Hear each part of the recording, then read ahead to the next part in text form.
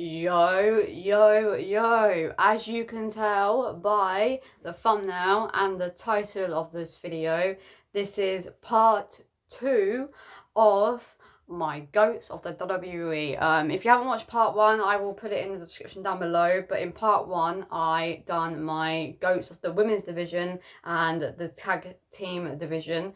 I was going to do them all together, but I have 10 women on my goats and I have 5 tag teams on my goats, and by the time I spoke about the tag teams and the women, the video was very long, so I was like, you know what, I'm going to do the men in a separate video. Yeah, so it wasn't like an hour-long video then, but yeah, this is part 2. I hope you enjoyed part 1. Again, like I said in part 1, this is my opinions on my goats of the wrestling roster when it comes to WWE. And yeah, and like I said in the other one, make sure to comment down below who is your goat of the men's division. Don't comment your goat of the women's and tag team division. Go to part 1 and then comment your goats on that video, because this is a video about the men of the the single competitor in the men's division when it comes to the goats. Like I said in every single video, yes, I am wearing the same top, but I am filming multiple videos on the same day, so that is why I'm in the same top. This is the 4th video I have done, I think, or 5th. No, it's 4th. No, yeah, it is, yeah, the 4th video I have done. I will say this in this video because I did say it in the women's and tag team goats, I'm pretty sure. I do have a wrestling shop. I kept saying WrestleMania shop and WrestleMania shop, Euro shop in the other one. I don't know what was going on. But I do have a wrestling shop, basic and elite figure haul coming out very soon, because I am ordering them next week. When this video comes out, I would have already ordered them. But I am ordering basic and elite figures next week, so look out for that video. And I also may do it as a video together, but I'm not 100% sure yet. But I also have a WWE Euro shop video coming out for you guys, and I also will, after my figures, my elite and basic figures have turned up, we'll be doing a WWE figure haul, because I have a lot of new wrestlers, wrestling figures since I last done that figure haul. So that will also be coming out in the next coming weeks. But yeah, let's kick on with this video. And again, as you can tell by the title, it will be my goats of the men's division. I know I've said that, but I'm just gonna say it again.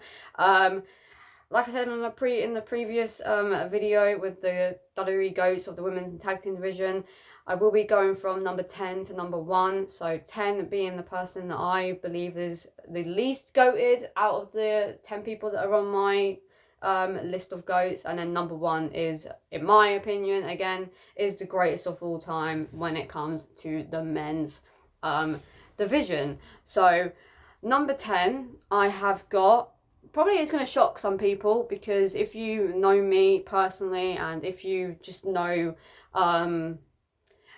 me in terms of wrestling fan on wrestling on TikTok. By the way, my wrestling TikTok quickly page is The Wrestling Elite. I'll put it across the screen right now. I'm on the road to 2,000 followers on that TikTok page.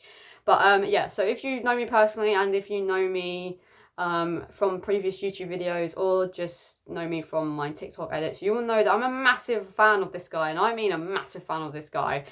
He is one of my favourites of all times, but I'm basing this on goats, obviously. So he's not up there in the top for goats wise, but in terms of my actual favourite wise, he is probably number 3. And it is Jeff fucking Hardy.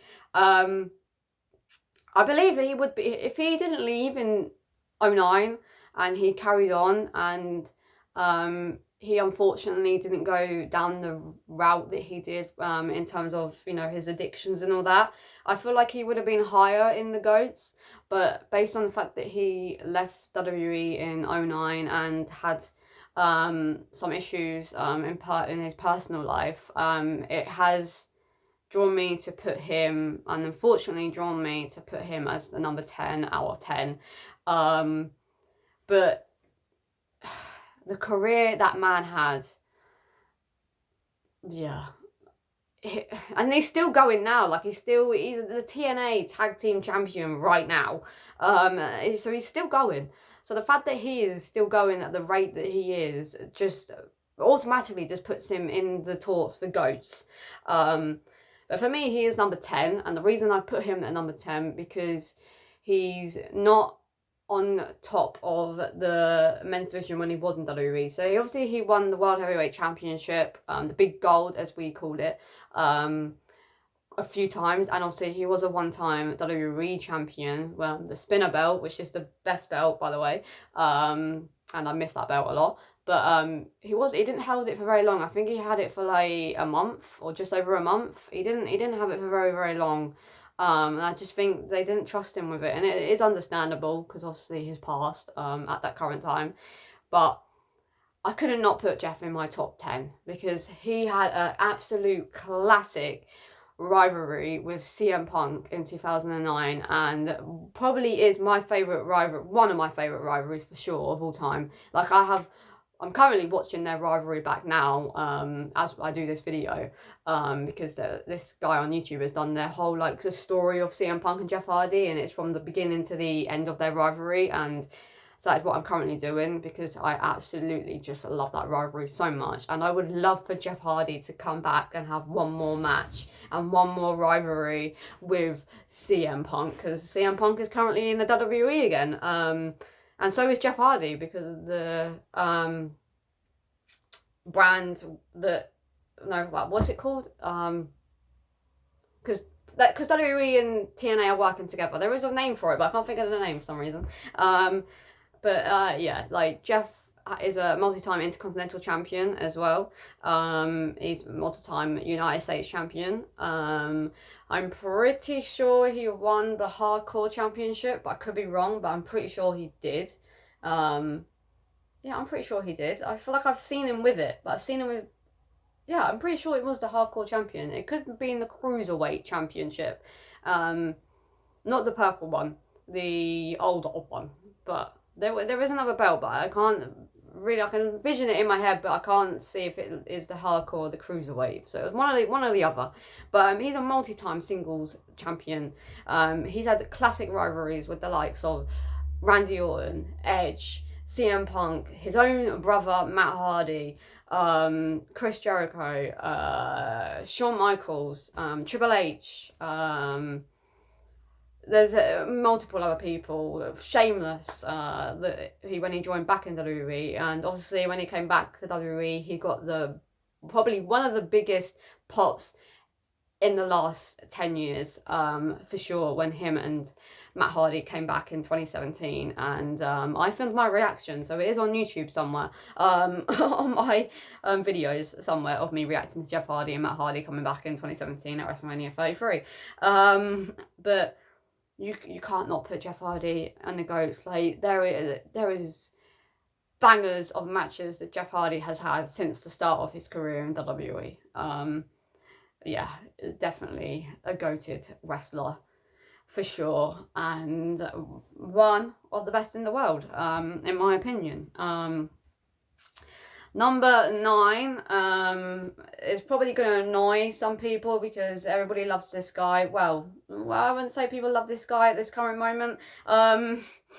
But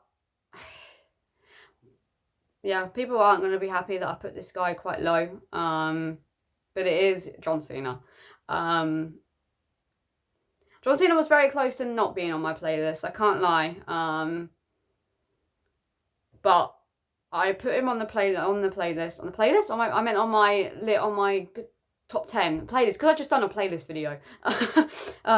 Yeah, John Cena was very close to not being on my top 10, and the reason is because it's going to annoy some people, but I don't feel he's the greatest wrestler. He can work the mic, and he is a multi-time champion, and he's on a fantastic run at the moment as a heel, but personally for me, I just don't see him as a very good wrestler.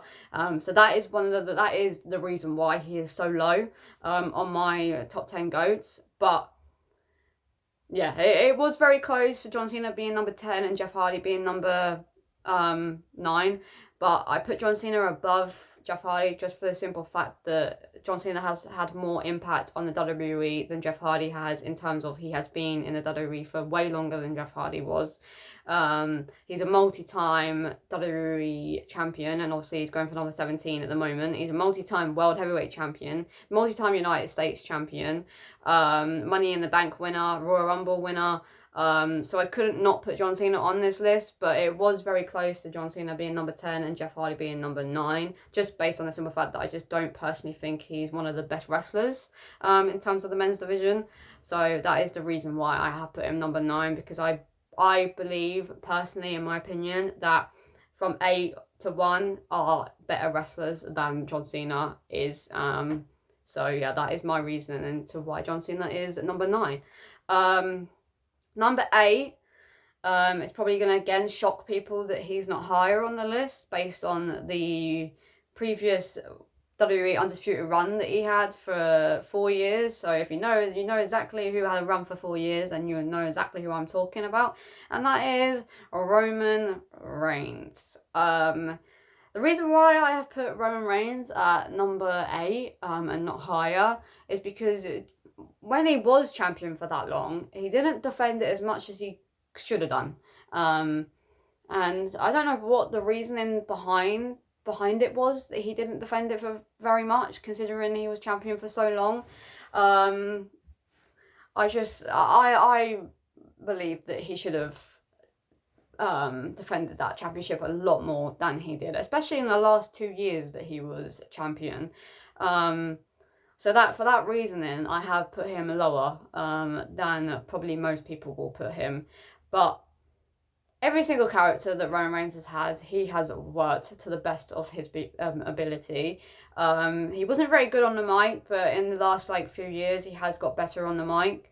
So that kind of makes him go down a little bit, just for the simple fact that only in the past few years he's got better on the mic. Obviously, being a part of the bloodline and being the leader of the bloodline puts him on the GOATs of all time as well. Obviously, his long title run is one of the reasons why he's on here. But Roman Reigns, just in general, is an incredible wrestler and has had multiple rivalries since he joined the WWE, and also being a part of the Shield also as well.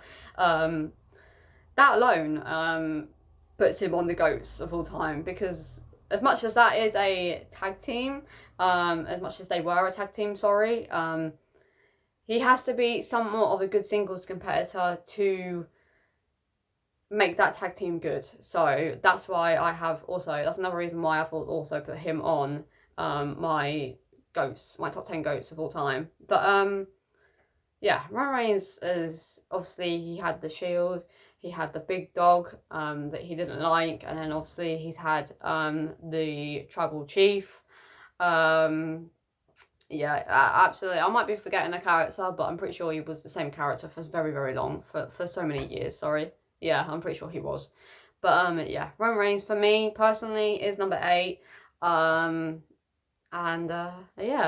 number 7 is probably gonna again surprise some people that I haven't put him higher, because he is my favourite wrestler of all time, and that is the best in the world, CM Punk. The reason I have put him number 7 and not higher is because, or lower, because his rivalry with John Cena alone in 2011 puts him up there as the GOAT, because everybody speaks about that rivalry. Whenever you think of John Cena, you think of CM Punk. Whenever you think of CM Punk, you think of John Cena.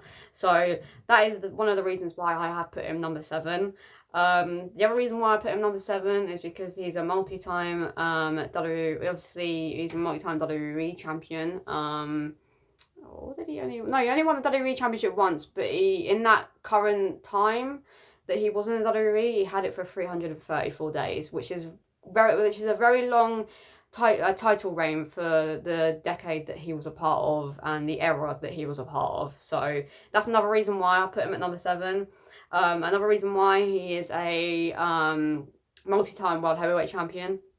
His rivalry with Jeff Hardy, at that current time that he was world champion, his rivalry with Edge, his rivalry with Triple H in 2011, his rivalry with Kevin Nash, his rivalry with Chris Jericho, his rivalry with The Rock, the fact that he can work a mic like nobody, absolutely incredible on the mic. I don't know how that guy is just so fucking good on the mic.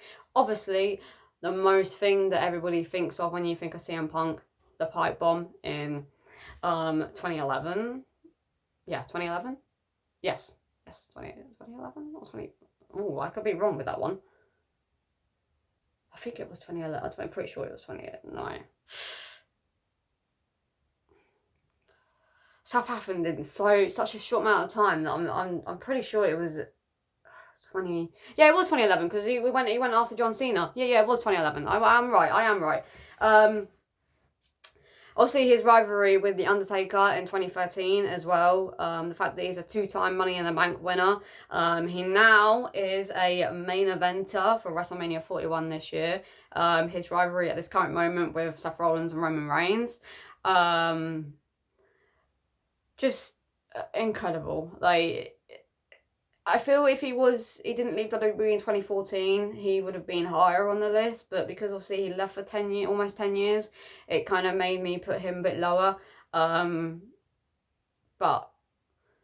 yeah, CM Punk is just in the top 10 GOATs, and for me, he is number 7. I could speak about CM Punk for days because I absolutely love him. I've even got a tattoo for CM Punk.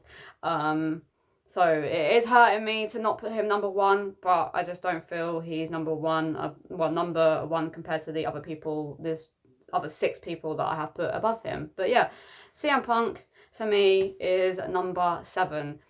Number 6 was very close to being number 7. I was very close to putting CM Punk at number 6 and Edge and I just said his name, I wasn't meant to say it yet, but Edge number 7. But I put Edge number 6 just because I feel that Edge had a lot more rivalries that CM Punk did, and he is a multi-time WWE champion, a multi-time World Heavyweight champion, also an absolute classic tag team champion with Christian and with Randy Orton, and Chris Jericho, but I couldn't not put Edge at number 6 because Edge is one of the reasons why I got into WWE. When he retired in 2011, I was absolutely distraught. I cried a lot when he had to retire. So that is probably the main reason why I put him number 6. It was very, very close for me though, putting CM Punk at number 6, but I think Edge being the wrestler that got me into the WWE and the reason why I carried on watching WWE from 2010, it was because of Edge. So that is probably the main reason why I put him just above CM Punk. But I feel CM Punk and Edge are like a joint 6. But based on that reason that I just said, I did put Edge above CM Punk. Obviously, Edge is a Royal Rumble winner twice. Yeah, twice. I'm pretty sure. Yeah, he won it twice. I'm pretty sure. I swear he won it in 2010 and then won it in 2021. I could be wrong. No, 2020, sorry. I can't remember if he won in 2020 though. I feel like, oh no, Drew McIntyre won in 2020. No, Edge came back in 2020. I can't remember when Edge came back. I think Edge came back in 20... He retired in 2011. I'm pretty sure he came back 9 years later. So 2020. Yeah, he didn't win that. No. Drew McIntyre won the 2020 Royal Rumble. So yeah, no, he hasn't won it twice then. He's won it once. But he has won the Royal Rumble once. Obviously, he's won the Money in the Bank. He's had absolute classics with the likes of CM Punk, Triple H, Randy Orton, Jeff Hardy, Alberto Del Rio. Don't like saying that person's name, but he has had a classic with him. Randy Orton. Obviously, his whole gimmick with Lita, his whole gimmick with Vicky Guerrero. Obviously, he's also won the United States Championship. And and just he's a multi-time champion in the WWE in terms of everything, and also he is a fantastic person on the mic as well. He's also a fantastic character worker. Every wrestler that he wrestler, every character, also his rivalry with Finn Balor, by the way, also before he left WWE in 2023. Yeah, he's amazing character worker. Like every single character that Edge has been given, he has worked it to the best of his abilities. And because sometimes wrestlers get characters and they just don't know what to do with them. And every character that Edge has been given since he joined the WWE, well, he worked it to the best. And I just feel that he is just above CM Punk, but like I said, it's very, very, very, very close with those two. But the reason, like I've already said multiple times, the reason I did give the edge to Edge, is because he is one of the main reasons why I watched WWE from 2010. So, yeah. Number 5, I have put Edge's tag team partner and tag team champion alongside Edge. I have put Rated RKO.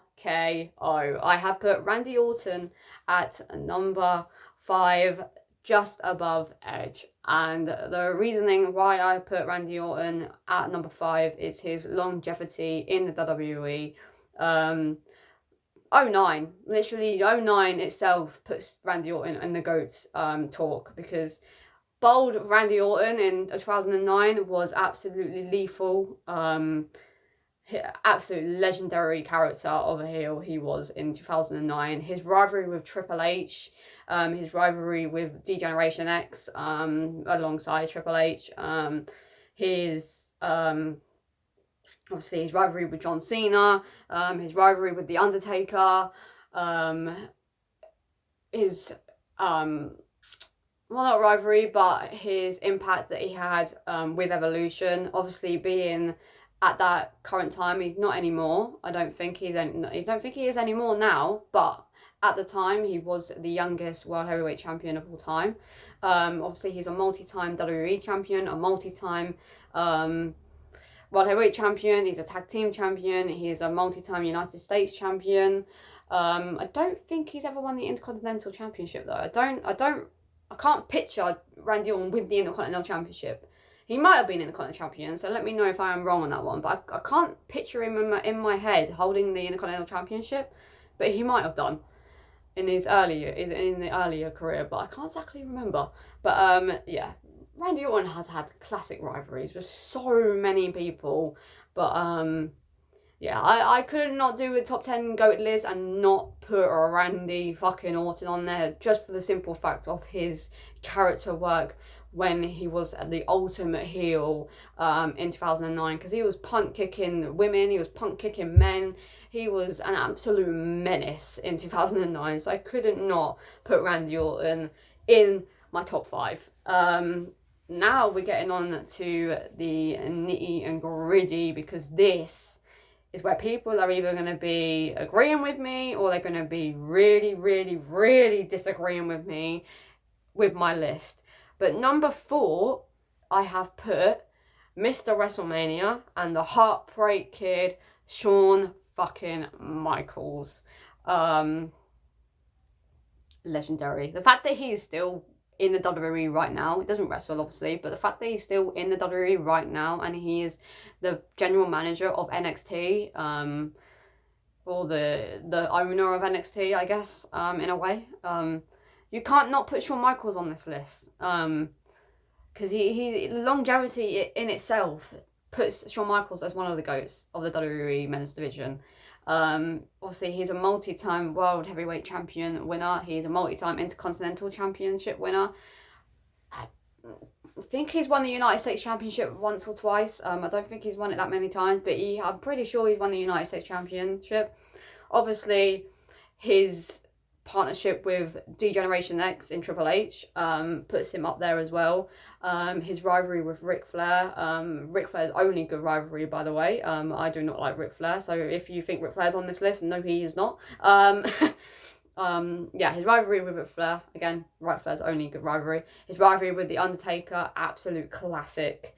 Probably one of my favourite rivalries of all time. I wasn't a part of the wrestling community when that rivalry went down, but obviously the year that Shawn Michaels retired is the year that I started watching wrestling. So I was sort of a part of that moment, but not at the same time. But that alone, that rivalry and match alone with Undertaker in 2010 alone just puts Shawn Michaels in the GOATs, in my opinion. And obviously his rivalry with Bret Hart as well. That I never remember the terms of things. I've been watching wrestling for like 15 years, and I can never remember terms of situations. But the situation that happened with Bret Hart, there's a word for it, but I can't think of it off the top of my head right now. Yeah, like Shawn Michaels has had multiple classic rivalries. Obviously, his match with Triple H as well. His rivalry with Triple H as well, in general, was just absolutely fucking incredible.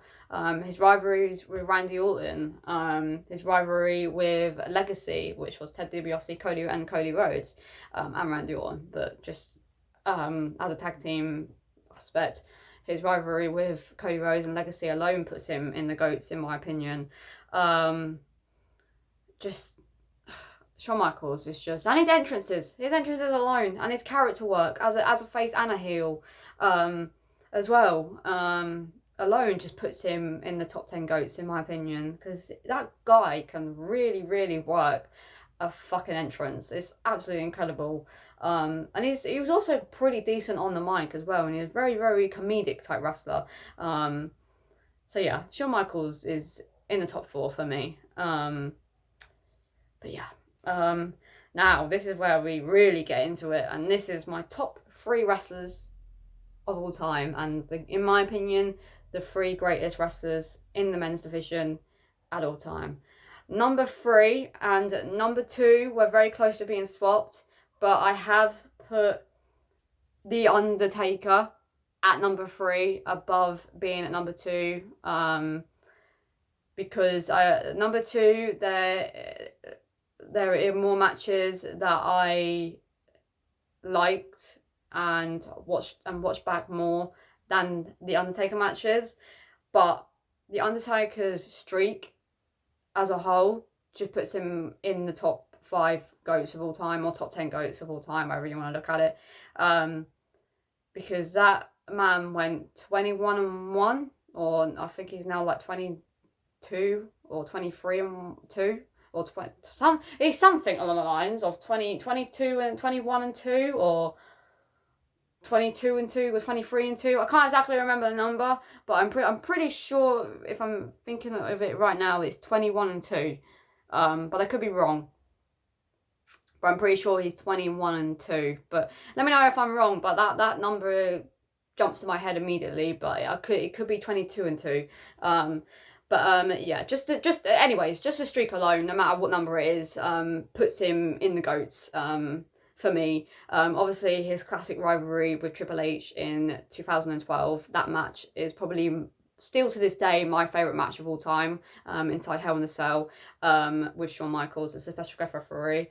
Obviously, his classic rivalry with the man that we just spoke about, Shawn Michaels, his rivalry with Randy Orton, his rivalry with CM Punk, his mini rivalry that he had with John Cena, which I believe was one of the most stupidest things ever, but people do kind of speak about it because of how short it was. The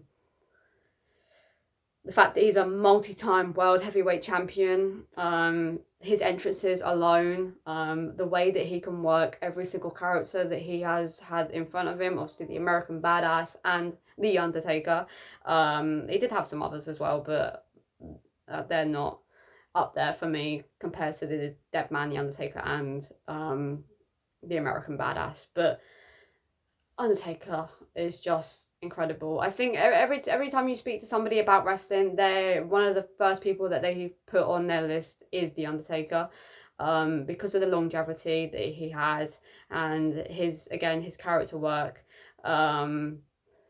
the multiple rivalries that he had and the multiple matches that he had at WrestleMania. The streak alone, obviously his rivalry with somebody that I don't really like to name, but his rivalry with Brock Lesnar as well. Obviously his rivalry with Roman Reigns as well. A bit gutted that they ended the streak. I believe that was the wrong decision when that happened, but it is what it is. Yeah, I didn't personally agree with that, but yeah, The Undertaker for me is top 3, and the fact that he's still a part of the WWE in some sort of way, and then the fact that he still gets the pop that he does as well, puts him in my top 3. But yeah, number 2 and number 1 is either going to be either going to make people really angry that I put these two people at number 2 and 1, or it's gonna or people are going to agree. But number 2 again was very close to being number 3, but I swapped him. I put him number 2 at last minute because there's more rivalries and what he's doing in the WWE currently right now, in terms of being the leader of the WWE and the owner of WWE, I guess. Yeah, I guess he's the owner of WWE now. Is the Game, Triple H. And finally, Triple H is part of the Hall of Fame. He should have been part of the Hall of Fame ages ago. But finally, Triple H, the Game, is a 2025 Hall of Famer this year. And he is my number 2 GOAT of all time. That man had absolute classic rivalries with The Undertaker, with Edge, with Randy Orton, with Shawn Michaels, with Jeff Hardy, with CM Punk, with John Cena, with Batista, the whole evolution, the Authority, his rivalry with Daniel Bryan, his rivalry with The Rock, with Kurt Angle. Like, he's had so many rivalries and so many classic matches that I couldn't not put Triple H in my top 10, and I could not put him at number 2 because that man can work a character. Like, every single character he's been given, he can work that character. He takes every opportunity that he can to make that character to the best of his ability. He was fantastic on the mic, had absolute classic with so many people that I just mentioned. His entrance music, his entrances alone at WrestleManias, his rivalry with Seth Rollins as well, also, I forgot to say that as well. Personally for me, he's one of my favourites of all time. I have a GOATed list. I base it on their character work, title reigns, rivalries, and everything else that comes with being a wrestler. But in terms of like personal like favourites that I actually like enjoy to watch, is different to the GOATs. Triple H is in my top 5. Because he's just absolutely fantastic. And the fact that he's in the WWE still to this day, and the longevity that he's had in the company, the fact that he's still there right now is just absolutely incredible. So for me, I have put Triple H at number 2. Number 1 is, again, either going to annoy people or people are going to agree with this. But I feel a lot of people are going to be like, what? He is not number 1. Maybe in the top 10, but he is not number 1. And it is, I don't know if you can see him on my wall, but it is that man right there that is on my wall next to Roman Reigns. And it is Seth freaking Rollins. In my opinion, he is the greatest of all time. In any era. Personally, for me, Seth Rollins has had multiple different characters. I think he's had about 5 or 6, and every single character he has done to the best of his ability. Because you get like I've said to somebody with someone else, I can't remember who that was, but people can be given characters and they are disappointed with the character that they're given, so they don't work it to the best of their ability, and then they leave WWE. Seth Rollins was given so many different type of characters to work with, and he worked with every single one brilliantly, that you would think that that was the best character that he's ever been given, because he just works it so well. His promo skills as well, his longevity in the WWE, because obviously he has been here for quite some time now, 13 years. So the fact that he's never gone anywhere else, he's never left. How fucking incredible he is in the ring. Like, Seth Rollins is absolutely insane in the ring. Not so much anymore, because obviously he's getting older, but before he got his knee injury in 2015, Seth Rollins was absolutely doing the most wildest things for the type of structure that he was incredible to watch him in 2015. And obviously the heist of the century itself put Seth Rollins as the number one GOAT, in my opinion, as well, because that was so unexpected. And as much as I hated him at that time, and hated that moment at the time, looking back at it now as an adult, I'm like, yeah, that was probably the best decision that he ever made. And obviously turning on the Shield as well in 2014 and becoming a member of the Authority, obviously becoming a multi-time world heavyweight champion, a multi-time intercontinental champion, a multi-time United States champion. His outfits as well alone just puts him in the top 10 GOATs, in my opinion, because that guy can work everything. Any outfit you put him in, he looks fucking incredible in it. And the multiple rivalries that he has, the current rivalry that he has right now with Roman Reigns and CM Punk, his rivalry with Triple H, his rivalry with Randy Orton, his rivalry with Dean Ambrose, his rivalry with Matt Riddle, his rivalry with, God, there's so many bloody people that they're literally gone off the top of their head right now, because there's just so many people that he's pretty much had a rivalry with near enough every single person on that WWE men's roster, that right now off the top of my head I just can't name out every single person, because he's had too many. I don't know if I said Triple H, but Triple H as well. Brock Lesnar as well. Obviously he became the Beast Slayer, he became the King Slayer when he beat those two. Just, I don't know why people don't put Seth in their top 10 GOATs, because the fact that he, like I said, he's been there for so long and he's worked every single character to the best of his ability. The multiple rivalries that he's had. Obviously, he's also a Money in the Bank winner, obviously, because the heist of the century. He's also a Royal Rumble winner. He's main evented WrestleMania quite a few times now. And his mic skills, his attire, just his in-ring ability in itself. I don't understand why people don't believe that Seth Rollins is one of the greatest of all time. Maybe he's not number one for you guys, but how he's not in your top 10, just based on rivalries and character skills and mic skills and in-ring ability alone, just surprises me that he's not a part of the talks when you say, oh, who's your GOATs?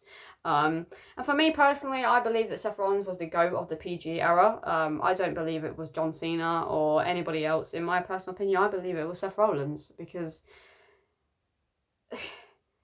he's just done so many things that when you think of the 2012, when you think of 2012 onwards, loads of things come to mind. Obviously the Shield, the heist of the century, that's him turning on the Shield, his rivalry with Triple H, obviously in some people's mind his injury comes into play, obviously the white attire that he wore for SummerSlam against John Cena, his classic rivalry with John Cena as well, how can I forget that?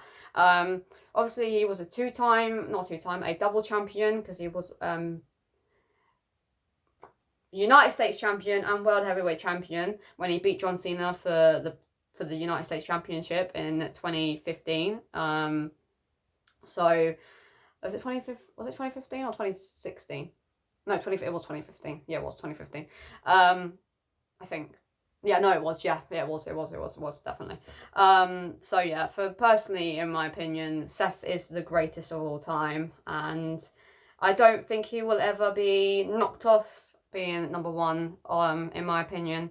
So yeah, this video has been long, longer than I expected it to be, but I had a lot to say about the men compared to, no offense to the women and the tag teams, but there's so much more to talk about when it comes to the men, because obviously the men have been on top since the wrestling industry started. Unfortunately, the women have only just started being on top since 2016. And obviously only had 5 tag teams on there, so yeah. But definitely I definitely recommend going and checking out my top 10 women and top 5 tag teams of all time. But yeah, this, ladies and gentlemen, has been my top 10 GOATs of the men's industry in the WWE. I know some of them aren't currently with the WWE anymore. Well, actually, only one of them isn't with the WWE anymore. But I had to include him in the list, and that is Edge, because, yeah, I believe he's on there.